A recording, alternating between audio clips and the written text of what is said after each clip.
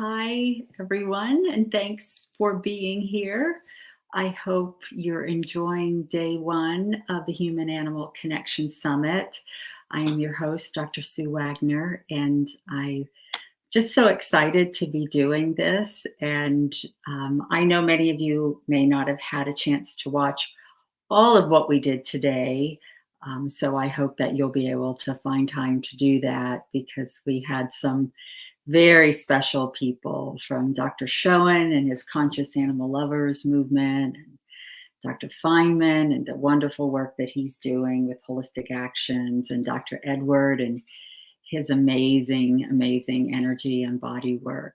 And I was lucky enough to start us off in talking about energy and what pets teach us. So I have a feeling maybe some of the questions this evening might be along those veins, but we'll open it up to anything that's there. So I'm looking forward to answering questions, or if you have comments, we'd certainly love to hear them and learn and see from your eyes and your perspective of what you're experiencing and how it's been so far for you.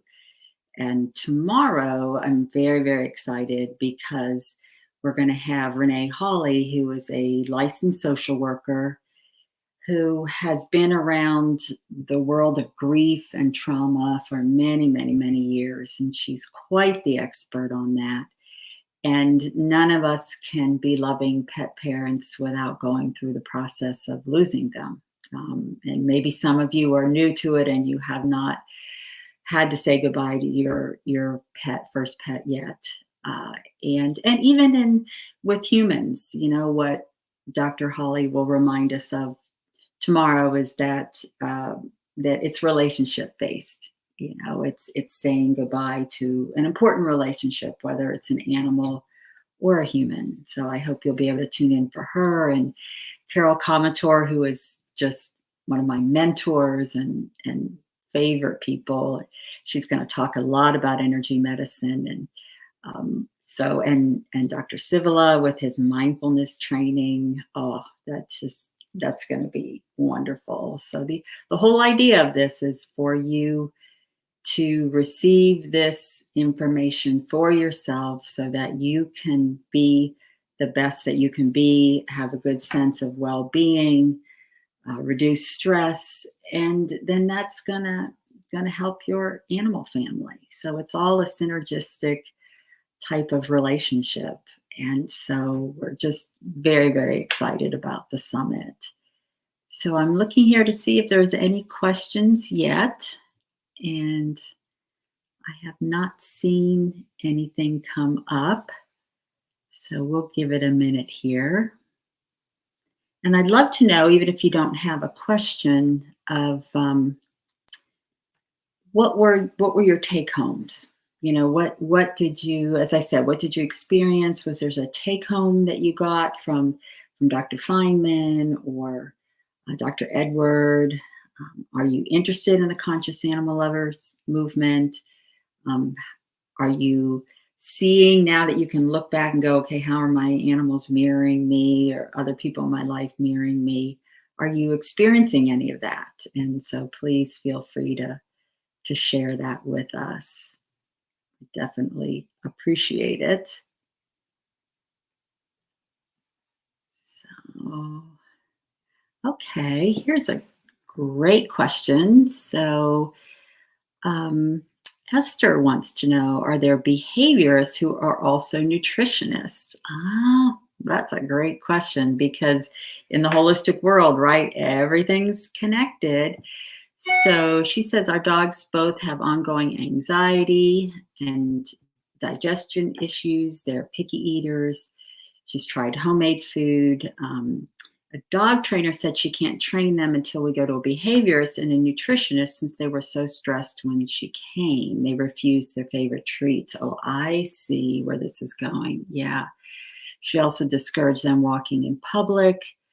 They go nuts if they see other dogs or people. Dog trainer said anxiety in dogs is genetic, passed down.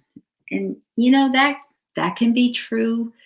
My experience is that it's much broader than that. And certainly there are those dogs that genetically are more reactive, and cats and horses, their nervous systems are more reactive. And for those who don't know, I'm a veterinary neurologist. That's my first specialty training after vet school. And then I discovered holistic medicine and have spent 25 years or so studying that and energy medicine. So I totally understand the concept of the hyperreactive nervous system.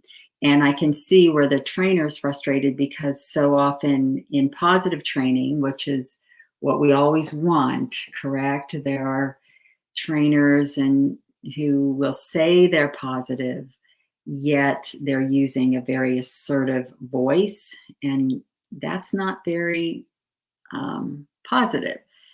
Um, so that, that's not helpful. So we really want to stay very, very reward based, whether it's with a treat or clicker training or something along those lines. So what we can think about here is, let's get to the bottom of the stress. And that probably is related to the digestion as well, because we know from us people that when we're stressed, our digestion isn't very good. So it's not necessarily that you need a nutritionist. Your veterinarian may be able to help you in terms of very digestible food. And I think that's why maybe even the homemade food didn't quite work, because the underlying issue is the stress and the anxiety. So if we can get those under control, then potentially continuing to work with your veterinarian and your other care team to help with foods that are digestible. One thing I will add there before I forget is, digestive enzymes can be very, very, very helpful for, even if the underlying thing is stress. I will always grab digestive enzyme supplements to add in, and potentially probiotics, prebiotics, to just create the healthiest microbiome, gut bacteria, and the ability to digest things. So digestive enzymes are really, really, really good. So let's go back. So let's say, okay, we find some good digestive supplements, and I'm reading here. Okay, whoops. Let me go back so I can get to your comment. So let's start with the anxiety piece of it. If you watched my first video, I'm very much about the how animals mirror us. And again, there's no judgment here. There's nothing wrong. It's just a path we walk together. So one of the first things I would suggest, if these were my dogs, is, where in my life do I have anxiety? Have I genetically? I'm very reactive. I have a very reactive nervous system. I've been that way always. So it is a tip off from me to look at, all right, what can I do to help my reactive nervous system? And Dr. Civila tomorrow is going to be teaching us mindfulness. That is huge. So please, everybody, tune into that, but especially Esther, tune into the mindfulness. And then on the next day, where we have Nick Hensinger doing the sound therapy, because music therapy, sound therapy, all those calming things can start to really calm the nervous system. And I was really lucky enough to be a part of the Through a Dog's Ear project. And now that's being kind of, the offshoot is Lisa Spector and My Zen Pet. And so any calming music that you like, though, the key is that it's calming. And so I will actually, if they were my patient, I would prescribe at least a half an hour of calming music per day. And it might be half an hour twice a day. Why? Because you can learn from Dr. Civila how to meditate, but we can't really teach our dogs and cats how to meditate. However, when they're listening to calming music, what's happening? Their nervous system is starting to relax, is starting to ground. They're getting more out of fight or flight and more into this calm state where they can start to focus, because the behavior, your trainer is correct. If he or she can't get their attention and get them interested in a treat or a clicker sound, it's not going to work. So definitely half an hour of whatever calming music you like. Some look into, and maybe speak with your veterinarian or go on the Facebook group to see if, I know I have a favorite enzyme supplement, and I'm trying to think, Vitality Science is one of my favorites, but that doesn't mean it's the only one. And there certainly may be comments on the Facebook group. So that's something to add in to the foods. And so then starting to look at, okay, the music and getting the digestion, but the key is the anxiety, and to look at your own anxiety and create an environment where there's much, much less anxiety. And then I know with Pet Summits, we just had Ian Dunbar and the reactive dog. So going back in and finding that whole summit, and getting on board with that to see all the different tips that are there. And the key, and I have a friend with a very reactive dog as well. So if you can get them to calm down with the music, there may be, I like lavender essential oils. I'm doing essential oils on the last day, so please tune into that. So you could do essential oils, music, calming yourself. And then, interestingly, you may have the animal all set and calm, and then have somebody just tap at the door for just half a second. And then, because you've got them calm already, hopefully they're gonna pay attention to a treat. And I know the behaviors that I've worked with, they go for the big gun treats, something that they never get other than with this type of training, which might be like whipped cream, something really special to get them to look at that. So I hope this has been helpful. I'm going to scroll in the comments just to see if there's any other things that I can add. There's one comment here about animal communicator. Yes, and energy medicine. Duh, thank you. Dawn, thank you. So yeah, like, hello, I'm an energy practitioner. Energy medicine is fantastic because there could be some traumas in there. Doesn't necessarily have to be genetic, but there's traumas in there. And Carol Comator, who's on tomorrow, she had taught me a very specific trauma release that she does with her technique. And to have a really good animal communicator who can key in and say, all right, what am I sensing? It's really, people think, oh, that's crazy. Well, no, it's connecting with the energy. And then it sort of translates into a way that we as humans can understand it. And then that is very helpful. So a really good, and again, maybe go with the Facebook. I have somebody that I use and trust, and she's impeccable. And her name is Jen Ortman, and there will be others. So others, please, put the comments in Facebook. That can be amazing to bring peace and to have you get the perspective of what is the animal sensing, what do we need to do to help them? So I hope that's really helpful to you. And let's see. My thoughts on, maybe they mean hemp. It says MEMP, nutraceutical veterinary supplements. So I'm not sure if that's correct. If it's hemp, yes, that's another way to be very helpful. There are supplements out there guaranteed for whether it's discomfort, whether it's anxiety. And I've worked with hemp for several years now, and I absolutely do believe that it can work. And we just have to be mindful of where you're getting the supplements and that it is a high quality, and they have certificate of analysis. You need to make sure there's not a lot of THC in it because dogs are very sensitive to that. We want to make sure it is a hemp product because hemp products only have 0.3% THC. So we know that that's going to be safe. So if it's MEMP, then I don't know. But if it's hemp, yes, I do love that. And I find that I've had experience for years and I found really good results. Here's another one. My dog loves me, but I don't think she trusts me. She refused to get in my car, even with her favorite treats. I used to take her to positive training, but they are rough on leash. Did I traumatize her? Well, back to my point. If they call themselves positive training and they're rough on the leash, they're not positive training.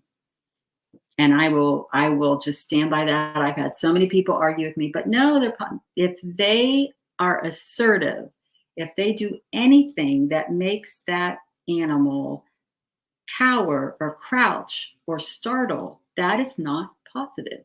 So, and I don't want you to go, oh, did I traumatize her? Because again, that, like I talked about in the very first session, that's about judgment and guilt. I don't want you to go there.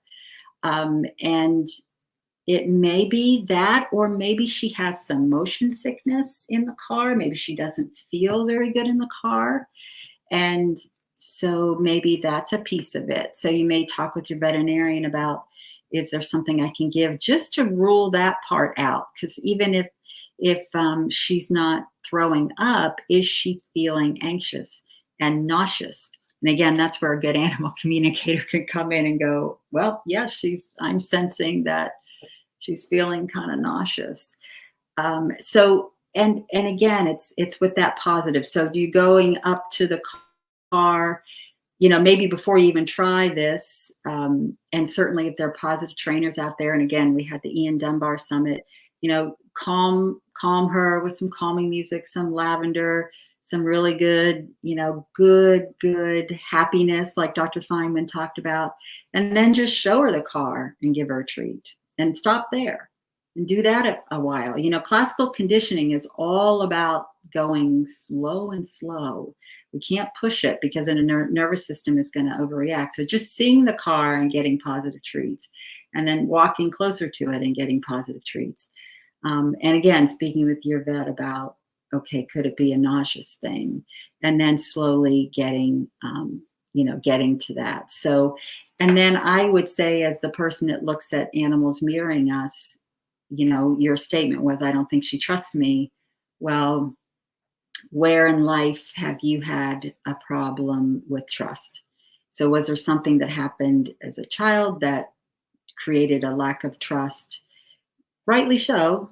And are there areas in life now where there's trust? And so look at that again, not out of judgment, but just out of awareness, like, oh yes, I don't really trust this person in my life. Maybe it's time to get help with that.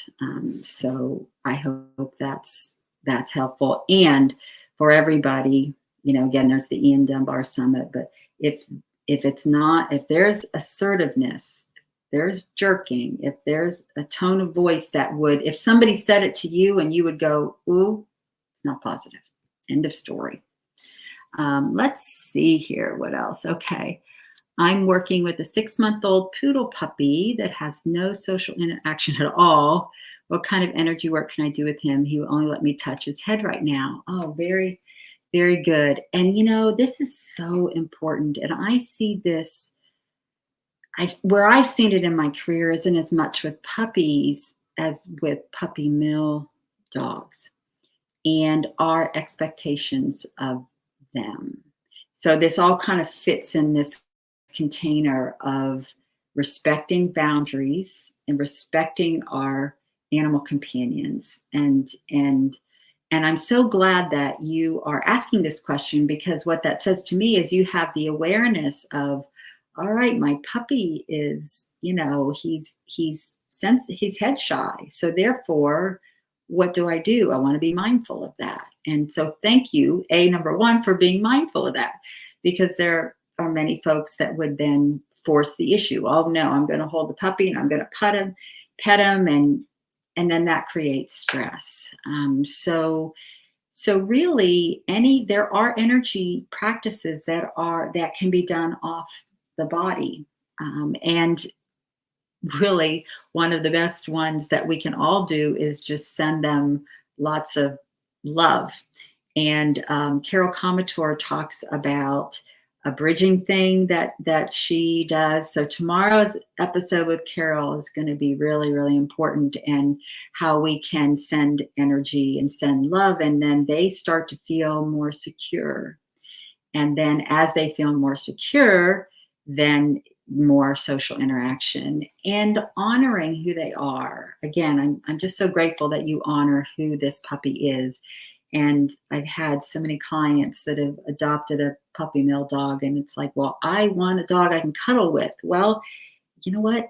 Maybe that shouldn't have been a puppy mill dog, because that's not maybe going to be where they get. Excuse me, I'm going to cough for a second. So that falls under the realm of being mindful of their boundaries and who they are. And it's okay. It's okay. So thank you for that. Okay, I hope that helped. Does Adaptil work to calm a dog? And so I don't want to go into too much on medications. I would advise speaking to your veterinarian about, is this the most appropriate medication for my specific situation? I think that's the best. Now, when it comes to natural things, yeah, I love lavender. I love music. As we mentioned, hemp, energy work, animal communication. Those are all things that can absolutely calm. When it comes to medications, I just want to be really in integrity there and make sure that you're speaking with your veterinarian, because he or she will know the specifics of your pet and their physical, what they can handle, and all of those things. So, sorry, I can't be more specific there. Okay. If a dog stops in a walk, how can I gauge if it's physical or stubbornness? If she's off leash or in a dog beach, she can go forever. Oh, interesting. So here we go again. This is fun. This is really fun. So yeah, a good animal communicator may be able to help. The Ian Dunbar summits may be able to help. But if you find that, here's the thing, is there how old is the dog? So let's talk about, I see this a lot. It kind of breaks my heart when I see people walking geriatric dogs, or me when I have my geriatric cat on a leash. And, I would start to kind of see them slow down. And I would sense like, oh, okay, they may be starting to hurt. Maybe they're not actively limping, but they're slowing down, or they want to sit down. So being mindful of that. So if that seems to be the case, it's kind of slow and I want to sit, that it may be that it's physical. Now, someone would ask, well, why can they override that on the beach? Well, they're so excited to be on the beach, they may override but feel it later. So, after the beach, if they're an older dog, are they kind of getting up like we would do if we went out and Weekend Warrior did something that maybe we shouldn't have been so hard, run a marathon or something like that. So I would look at that. And then I would look at what is the scenario around the stopping. I'm assuming it's not to stop and sniff, because that's so important. Dr. Feynman talks about all the things that dogs need to be happy. And, part of their emotional well-being is to be able to be out there sniffing. So my first response would be, well, stop for a little bit. Let's not override and say, okay, you're being stubborn, I'm going to push you to go. Because what is that? That is, again, about control. So in the mirroring piece of this, I would ask, in life, are there issues with control where you feel like you have to control something, or you've been controlled, or you have a tendency to be stubborn, or there's somebody around you that's stubborn? So look outside the box. And as you say, because, hey, and again, there's no judgment. We're humans. This is what we do. So if you say, wow, yeah, in this certain area, I tend to be kind of stubborn, pay attention to that. Start working on that. And you may find that your dog is not as stubborn. And let's just go with the boundary piece of let your dog be stubborn, let your dog stop. Just be. Do some deep breathing, send your dog a lot of love, just calming, and then see how long it takes him or her to get up and going again. And again, watch for those signs of, okay, I'm kind of slowing my gait and it's not as smooth. That can be pain. Or after the beach, she's so excited, but then I'm stiff to get up. Then I want you to talk to your veterinarian about the physical aspect of it. Okay, next question. These are great. You guys are amazing, just amazing. Of course, we knew that. All of you are just wonderful. You're hearing conflicting info on essential oils, even which are safe for dogs, like peppermint, if at all. Recent vet said a report found essential oils are toxic and to stay from all oils. Any streamlined guidance or research on essential oil use? Boy, thank you for that, because yes, I've seen that too. And I do a whole lecture on essential oils on day 3. And there are some oils more with cats, not with dogs. And if we use a really, really high quality oil, I've been an oil practitioner for almost 30 years and I've never had a problem. And unless it's like a teeny weeny little animal, I don't dilute. So I'd love to see that recent report, because I'm not sure what that was. It's not in my awareness. But please tune into the essential oil lecture. And I think there's going to even be a Pet Summit essential oil workshop coming up, which will be really cool. So my take is be mindful of cats, and we'll talk about the oils with that. And that if you use a really high quality, pure therapeutic oil, I personally have never had a problem. Okay, next one. My vet said, leave food out and let him scream. That doesn't feel right. And I'm getting up for hours to feed him and give him my calm presence. Any suggestion? I guess I'm kind of confused. Can you maybe type in some more, Gayla, about, is it a cat? Oh, he's crate trained, enjoys being with it open. I'm doing my best to stay calm and meditate during the hours in the middle of the night. Can you expand on this? So is it that he's going into the crate, but when you close it, he's screaming? Okay. Recently started treating my 15-year-old cat for hyperthyroidism and cognitive decline. He's been screaming, howling during the night, experimenting with gabapentin and ACE. Okay, thanks. That was the part I needed. I call this the valiant hunter returns home. And I see this, there are veterinary neurologists that view this as being part of a cognitive problem. I think in some cats it is. I also think it could be hyperthyroid if their thyroid isn't under control yet and they're really anxious and wanting food. So the one piece of that is getting that thyroid under control. And I know that can be very hard. I had 2-3 hyperthyroid cats that seem to be very resistant. And if you're doing the ear stuff, one thing I learned kind of the hard way was that my cat stopped absorbing it. So I would take a warm cloth or a rice bag that I would make and rub on the ear to get the blood flow up there. And then I would put and then wipe off the old transdermal thyroid medicine and then put the new stuff on. And that made a huge difference. He was having some other physical issues, so he wasn't absorbing that. Now, if you're giving it orally, great. My other cat ate it fine. So that would be something to work out to make sure that you got the thyroid where your vet wants it to be. And this is a hard one, because if it's cognitive and they're doing the valiant hunter returns home howling thing, it may not necessarily be that they need to eat. And if they can be in an area, like if you're able to wall yourself off in some way so that you can not be affected of it as much, but not necessarily get up to feed him, because it may not be that he's howling for food. It just may be that he's howling and just needs to express that howling because he's having the cognitive or thyroid issues. So ACE makes me a little nervous in an older cat. The gabapentin does not. So you can speak with your vet about that. But other things that may help are a hemp product, lavender, calming music.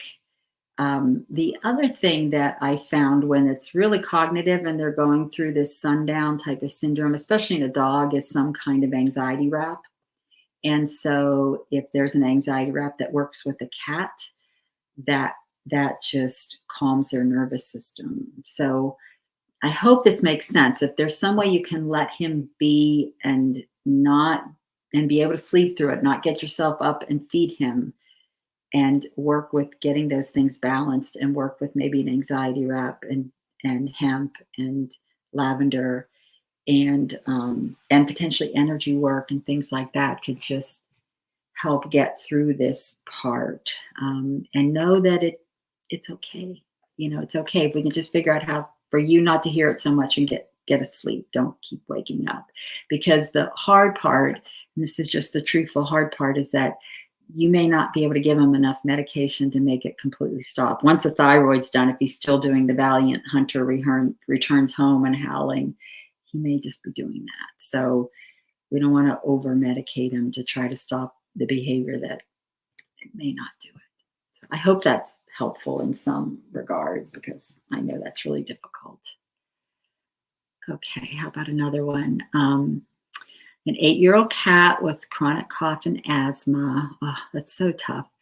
And remedies in her puffer have only had minimal changes. Emotional, energetic component. Dawn does Reiki and energy healing. It's EFT, emotional freedom technique. How wonderful. Always looking for how else I can help her. I wonder your thoughts on the connection between stress and her flare-ups, please. And if you have any suggestions to help her. Oh, wow, Dawn. Yes.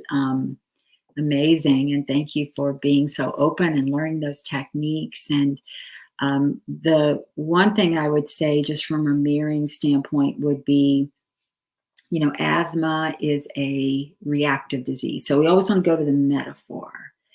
What is it? It's an overreaction. So looking at yourself, is there some message for you of where am I overreactive? Where, it might not show up as asthma for you, but it might show up as a reactive skin, sinuses, something like that, some immune type thing. And if that's the case, then to work with your practitioner team to help your reactive nature. The other thing would be, yes, the stress, is definitely going to create the flare-ups. And I would imagine if you've worked with a holistic veterinarian, which you probably have, given that you have done these other energy things, but, food trials, omega-3 fish oils are really important for inflammation, and trying to see if there's a different food change that could reduce, maybe there's some reaction to food. So I would definitely look at that if you haven't already. So that's a piece of it, anything that the body can react to. And then maybe try with some music therapy, some potential for hemp therapy to calm the inflammation. I also work with some infrared patches from a company called LifeWave. They're made for people, but they make one called Eon that is designed to reduce all that chronic inflammation. And it's really awesome. You can put it right on the cat or on a bandana on the cat, and that will help to calm things. So that would be something to look into as well. So and then being mindful of what the stressors are for her. Is it new people coming into the house? So, okay, we're going to put some music on. We're going to make sure she has a safe place. And then maybe working with a communicator too, to see, well, what are the ultimate stresses, or what is she experiencing, and how could that maybe be helpful? So I hope that helps, because I know that's a tough one. That's a really tough one. Okay, let's see what else we've got. And thank you all, everybody, for just being such wonderful pet parents. You're just all so amazing. Um, is it okay to give dogs arnica? If so, how many pellets? And you get them to take it without food. I love arnica. I'm not a trained homeopathic practitioner, although Dr. Feynman, who's on tomorrow, is amazing. So you may want to look up his group because they do a lot with homeopathy. So you can be part of the group and ask a question, and depending on because a lot of it is the size of the pellets, the concentration. So I can't say how many pellets to give of a certain kind because I don't know what kind it is. And a lot of homeopathy is designed to be given without food. Either it can be like plopped on the inside of the gum, between the gum and the lips, and it'll dissolve, or in the water. I've used it in the water, and sometimes I've just had to put it in their food. And so even though it's not typical, like starting in the mouth, they're still absorbing it, still getting the energy. And there are some arnica homeopathy products that are designed for pets. So if you find that, then they're going to give you the suggested amount, the serving amount, so you'll know how to do that. But I do, and for those of you who don't know about arnica, it's just a wonderful for anti-inflammatory effects, for discomfort. It's great. It's one of those things that either by itself, or I have a preparation I like that's over the counter that has arnica and other things in it, and that's a pet product, and that's something always to have on your shelf, because if they strain a leg or something's happened and you're working on getting them the to be seen, you can start that and have it at home. So it's just a wonderful, safe product to have at home. So I hope that helps. Next question. Let's see.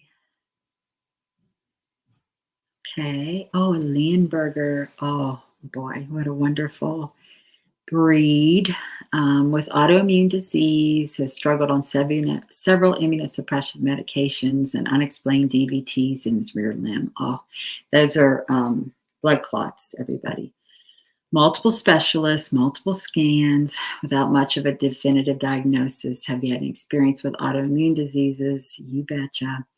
Associated with systemic inflammation, GI upset, limb swelling, DVTs with flares that would come on sudden in onset. Wow. So because most autoimmune disease starts with something more specific. Like I don't know of a specialist or a vet that's going to start treatment if it's something that's like a GI upset. Now, the limb swelling I could see, or potentially throwing the clots, or joint swelling. Being a neurologist, I've certainly seen it in the nervous system. Blood cells, where they tax the blood cells. So usually there's that start. And then whether or not it's under control, having to use different immunosuppressive things, and then what the complications are with that. So the clots, I would assume the dog's not on steroids right now, that it's been kind of weaned off of the steroids to just the other immunosuppressive medications. If it's on steroids, having that conversation. If you've got multiple specialists involved, then usually their brains are really working to put this all together. So I would trust all of that in terms of the conventional stuff. So things that we could do that are non-conventional to try to calm that immune system and balance that immune system. So energy medicine would be a great one. So we don't want the immune system overreactive. We want to support it while it's getting the immune, because it needs the immunosuppressive drugs. So energy medicine, music therapy, anything that is going to calm reaction. I would assume you've done some different food changes based on what you said about GI upset and things like that. So I would look, do everything that these wonderful specialists are doing, but now let's start to look at, okay, can we add some calming essential oils in? Let's add in some energy work. Let's add in some calming music. And then look in your life where autoimmune is like a self-destructive thing. So our immune systems attack the body. So again, without any judgment, but just kind of look, is there anywhere I'm being self-destructive? And I'm the queen of overwork, and I would say, oh, it's not me, as I'm working 16 hours. I'm not self-destructive. I've only worked 16 hours today. So have a little fun with it. Look at where you might be attacking yourself, where your own immune system might not be exactly in alignment. Here's the other one, because again, it's metaphors. It's a mystery, right? So from what you're explaining to me, it's like there's just something, a DVT is going to be a sudden onset because it's a clot. It's a sudden onset. So, but it feels like there's a bit of a mystery there. So I would say in your own life, what's a mystery? Is there something you need to look at that's under the surface that's just not quite in alignment? Where's the mystery? And Leonbergers do have, they have a tough epilepsy. They have certain nervous system things. So, my intuitive and nervous system brain is going, wonder if there's something there. So can we calm that nervous system? Again, those infrared patches I was telling you about, or if you have a holistic practitioner that has light therapy, something that can work, or microcurrent or something like that to just let's get this nervous system back into balance and see if we can get that inflammation down. Omega-3 fish oils and turmeric, you might ask your vets about that. Turmeric tends to help the blood be a little less clottable. Same thing with fish oils. So definitely, but I wouldn't, I don't want you to go do that without talking to your team because they need to be able to sign off on that. So those are some thoughts. And so I'm sorry he's having that. And I'm going to send out some good energy to all these wonderful animals and hope and set the intention that they get what they need and you get what you need. So lots of good energy there. Okay, next one. Okay, so we have a 5-year-old cat that has decided after being a loving friend to Big Sister, she no longer wants to be friends. They're both spayed females. Big girl's kind of passive and moves down, waits for me to rescue from the ambushes, hissing and sometimes physical strikes. Very calm environment, and I'll mention that in a second. Gregorian chant musics. I never yell or hit. Yay, that's great. So we can remove that part of it right there. So that's wonderful. Only isolate in the bedroom for a couple of hours with food, water, and box. Feed away doesn't work. They're both very bonded to me. They both get equal amounts of love. So it sounds like they used to get along. They're not getting along, and you created a wonderful calming environment. Excellent, thank you. And not yelling and being angry at the cat that is being the aggressor. So I would look at relationships here. And in my lecture today, I actually showed 2 cats not getting along. So look at what relationship in your life is not working. Is it a boss and you, a sibling and you, a spouse and you, kids, whatever it is, just not out of judgment, but just going, okay, where do I see them in some humans? What would that be? Who could that be? And just again, it's sort of like putting it out there like, what could this be? Because once we ask the question, then our creativity starts and, we're connected to all this wisdom and we just start getting answers.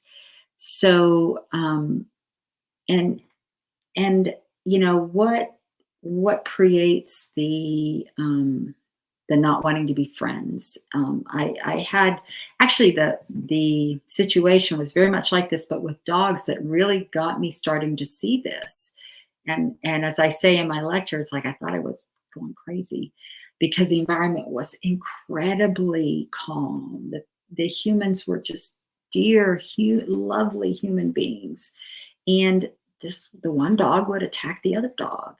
And so once we made sure that it wasn't some weird seizure, which I've never seen in a cat. Sometimes dogs can have weird seizures like that, or there wasn't something wrong with the cat that is doing the aggressing, like pain. Is there anything there that might be making her painful? And this is her only way of expressing it. So making sure that somebody's had their hands on her, because maybe she wanted to play and now her hips hurt or her back hurts. You say, big girl, is she overweight? And then if the other cat bumps her, it's like, I got sciatica. So please make sure there's no pain aspect to this. And so I did that with these dogs. And then what it came down to being is there was a relationship that wasn't working, even though it wasn't on the outside. There was some frustration and anger with one of the humans that wasn't dealt with, that was, rightful from childhood, that things weren't easy. So I would look at all of those different things. And I just, again, thank you from the bottom of my heart for just observing and not yelling and not blaming. So that tells me the truth of you is not a judgmental person. The truth of you is this open-hearted, loving person. And when we sometimes look at these Tesla principle things that I talked about today, the challenge is the exact opposite.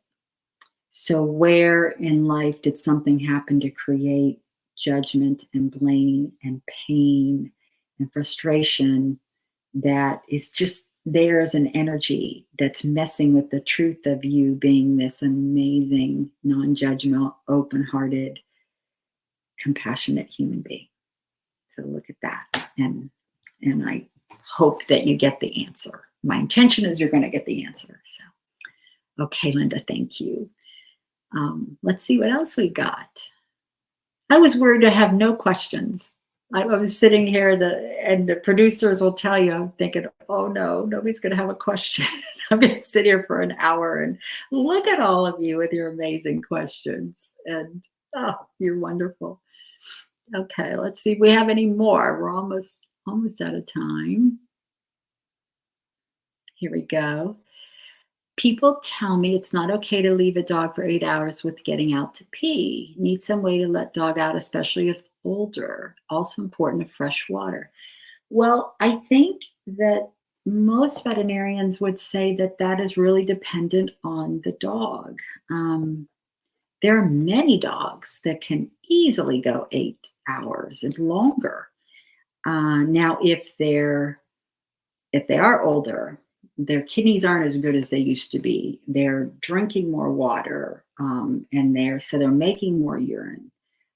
Then maybe they do need to go out more. Or if they've had histories of urinary tract infections, and where that bacteria is in there, and we got to let it flush out. So that may be, but I wouldn't agree with the statement that it's always wrong. And so work with your veterinary team to see, okay, what is my dog's specific needs? And if they've never had a UTI, if they do okay, if they don't have accidents, maybe it's just fine. And if not, kind of asking the universe, so to speak, of, okay, I just, there's a little technique I love where you just kind of go into that very calm, heart-centered space and just ask for some help. I need somebody to help with my dog, and just let it go. And then see what starts to show up. So I hope that's helpful. Yeah, some dogs do just fine. They do just fine. So, all right, next one.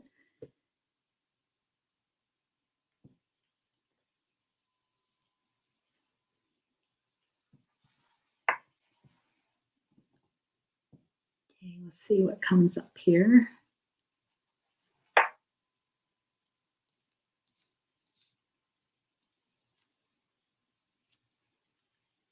Maybe, oh, somebody did write in there. It's hard for me to multitask. Somebody did say hemp in there, so that probably goes back to the mem. So hopefully I answered that just fine. And yes, I do love hemp products. And there's so many good ones. There was a, one that sponsored some pet summits previously, and there are some really good ones out there. So just do a little research, but I've seen amazing results. Okay, let's see here. Um, I don't see it coming up on the main screen, but I'm gonna see if I can. Okay. Oh, is massage good for calming? Oh, yes, yes. I have a friend who's just a brilliant massage therapist for animals, and one of the techniques that she taught um, is just that calm, like with the palm of your hands, starting at the top of the head and just a slow kind of moving down, just really using that whole palm to just go over that spine and just gently, not press hard, just gently go down. And then if you have a good massage therapist in your area, oh my gosh. I was lucky enough to work at a rehabilitation and integrative medicine department. And so we had this massage therapist, we had a couple of others, and you just see the dogs and the cats and just go. And then I have a friend who's a horse and massage therapist, and they just, so yes, yes, and yes. And it's good for more than calming too. It helps release those tensions, release those muscles, the fascia. It's a wonderful technique. Yes. So let's see what else we've got. Okay, my 8-year-old cat has stomatitis. Sorry about that. I had a cat with that too.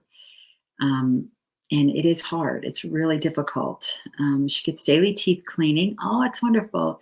Throat became inflamed and her voice changed. Yes.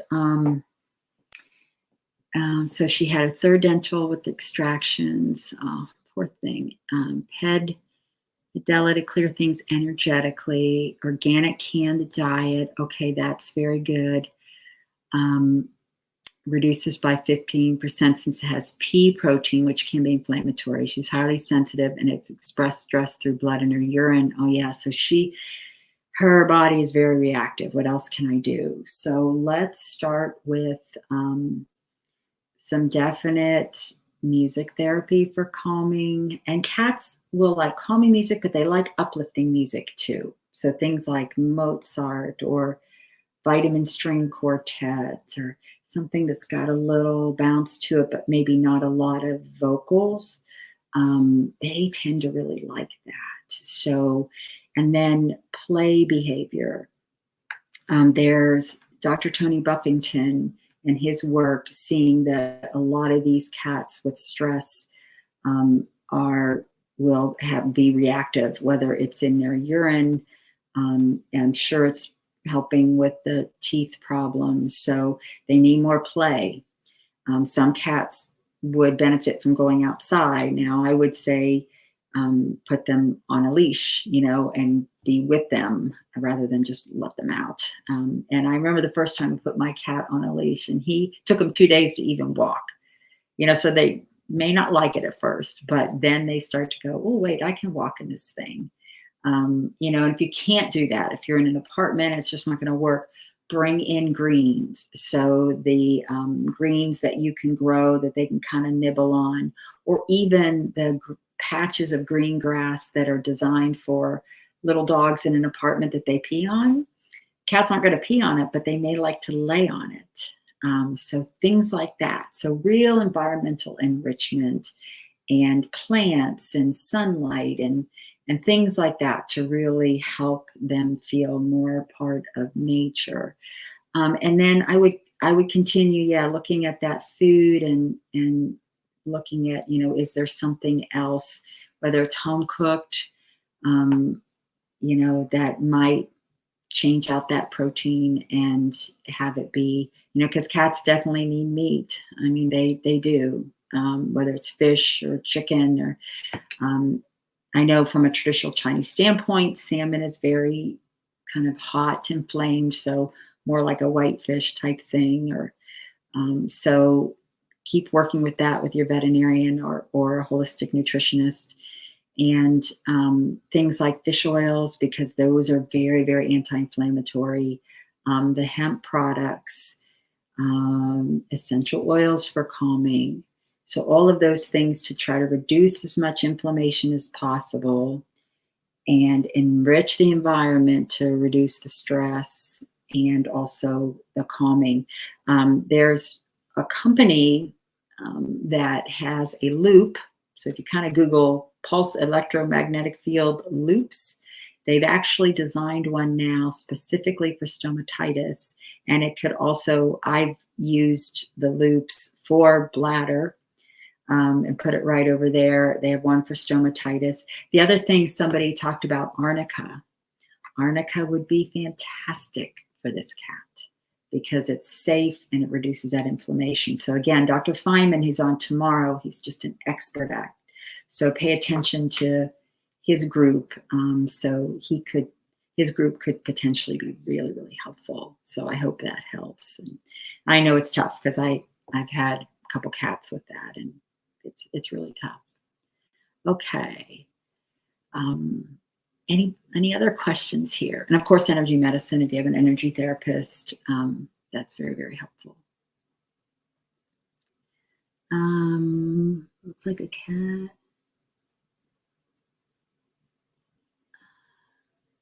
Okay. Sort of trying to read on the side here and waiting for it to come up in the middle. There we go. A rag doll, special ed, obsessively licking himself bald. Oof. He's healthy. Nothing traditional or holistic has helped. Now the other cat, Truffle, age 11, is beginning to do this too. Ooh, okay. So along the holistic lines, have you tried like hemp, music, essential oils, those types of things, energy work, a communicator to see, okay, what might be causing the obsession, so I would continue to think bigger on the holistic. And now we have another one that's kind of copycat. So let's look at the underlying, and then hopefully your vet has looked at it from a dermatologic standpoint. I'm assuming that your vet is thinking that it's behavioral and not itchiness. Because that's a whole different thing, and you want to work with a dermatologist on that. Food change, anti-inflammatory, things like that. But let's say, for the sake of argument, that it's behavioral. So what I want you to look at in life is, what are you obsessed about? Where does that show up in your life? And again, there's nothing wrong, but you have a cat that's obsessively doing something, and now you have another cat that's deciding, I'm obsessively doing something.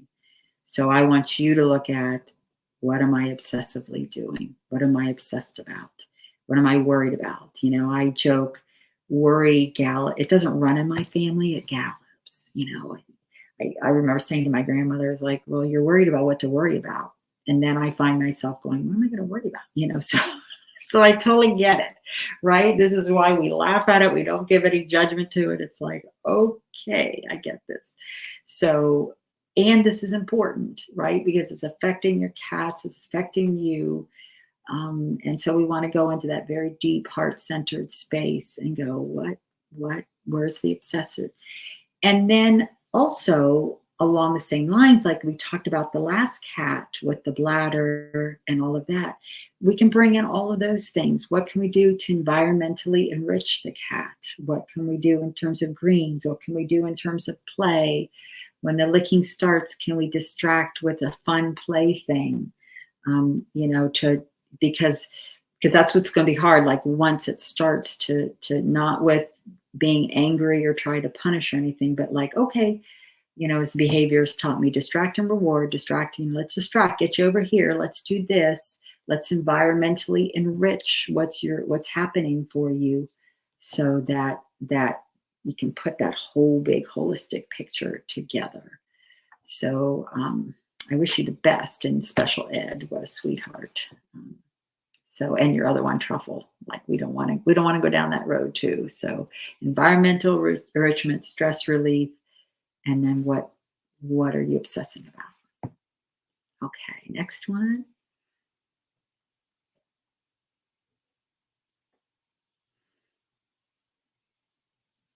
And I'm just, in the meantime, I saw a comment that essential oils are a bit risky with cats. Certain oils are, and I addressed that on the last day. I'll tell you exactly which ones to stay away from, exactly which ones are safe, and because that is important. There's an enzyme they don't have. So thanks, Gretchen. I just happened to see that comment. Oh, what a sweet question, Anne. Does my dog sympathize me with when I cry? I'll tell you, I'm going to start to cry.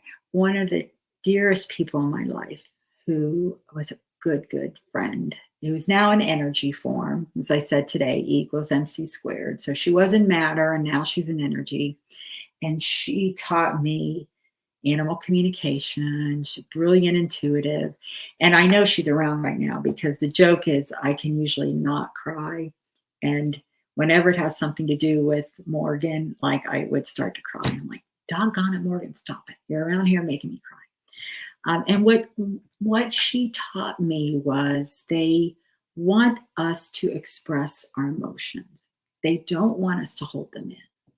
So they will sense when we're sad, and they would rather us express that and be there for us than to keep it in and then make it become something that creates an illness or something like that.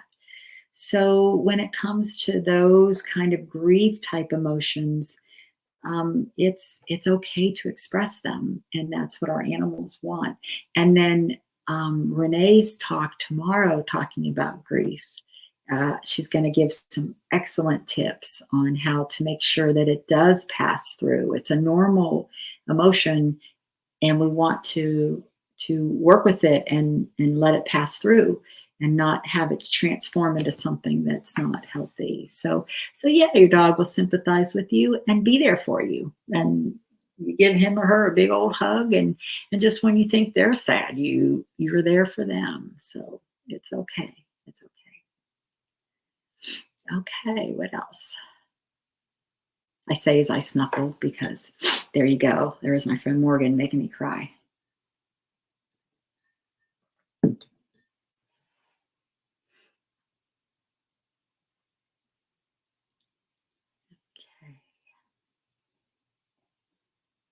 Anne says, thank you. You're welcome. Thank you so much. Again, thank you all so much for just being part of this and for all the love you give to your pets and to your veterinary team. And, one of the reasons I had mentioned this in the intro that I wanted to do this was really because life is just so stressful right now. And there's so much confusion about what is right and what is wrong.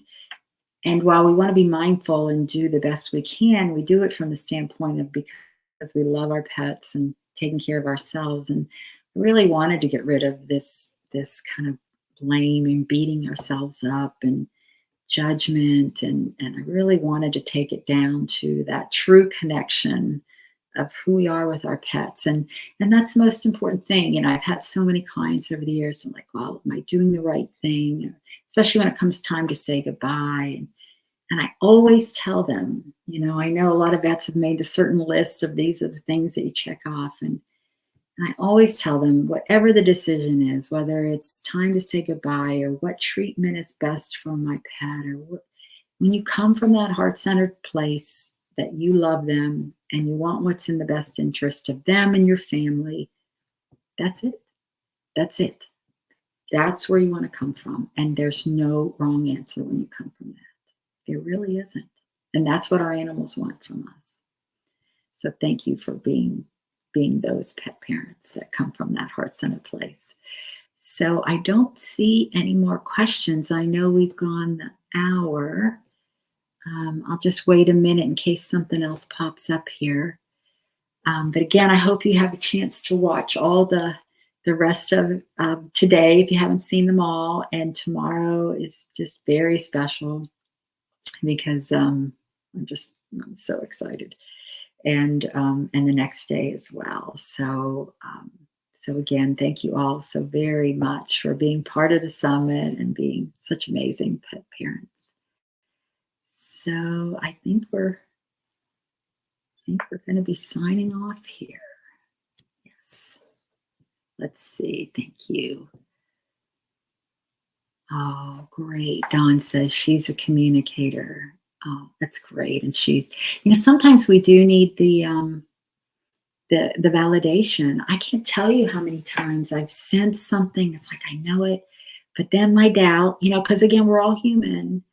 And then something comes along and it's like, yes, thank you. It wasn't because I didn't understand it or wasn't right. It's just because I'm human and I just needed a little validation to know, yeah, you got this. You're good. So many thanks. And tomorrow we're going to do the same thing, and the next day. So we'll have questions tomorrow at 6 p.m. Eastern, and the next day at 6 p.m. Eastern. So if you think of more questions, great, come back and we'll be here. And also on the Facebook page. So feel free to type because there everybody else can answer the questions as well. So thank you, everybody. And just the best of luck to you. And again, I'm sending out lots of good intentions to all of you and your animals. So thank you.